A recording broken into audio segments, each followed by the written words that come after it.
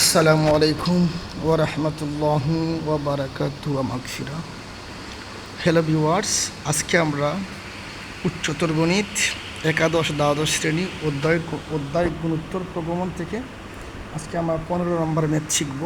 যে দেখেন এখানে এই একটি জিপি এর প্রথম 3 পদের যোগফল 7 এবং আর সমান সমান 2 হলে এ সমান সমান কত? ঠিক আছে।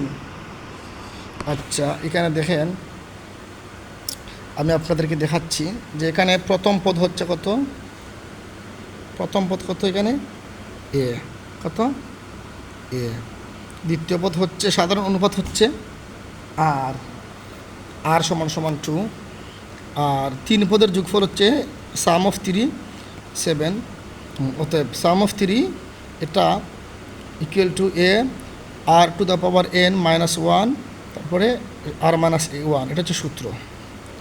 এটা হচ্ছে আর absolute value of r less than 1 যখন হবে আর কি, তখন এই সূত্র ব্যবহার হবে।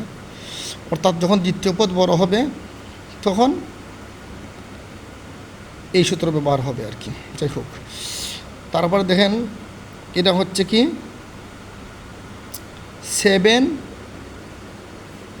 যোগফল 7, প্রথম 3 পদের যোগফল 7। তো সাম অফ 3 কত 7। এ আর এর মান হচ্ছে 2 আর পদ সংখ্যা হচ্ছে 3টা, এই জন্য 3 বইছি এখানে উপরে, মাইনাস 1। আর এর মান হচ্ছে 2 মাইনাস 1।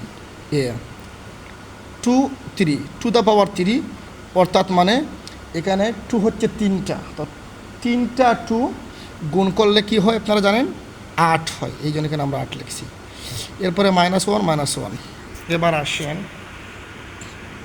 এই দেখেন 7-এর 7 এ 8 মাইনাস 1/1, 7-এর 7, তারপরে এ 8 থেকে 1 গেলে 7, মানে এ 7। অতএব এখানে এ 7/7, 7/7 হয় আর কি। এ সমান সমান 7 থেকে 7, ঠিক আছে নি, 1 হবে। 7কে 7 দ্বারা ভাগ করলে কত হয়, 1 হয়। আনসার হচ্ছে 1। তো ভাইজান, পরবর্তী ভিডিও পেতে আমার পাশেই থাকুন।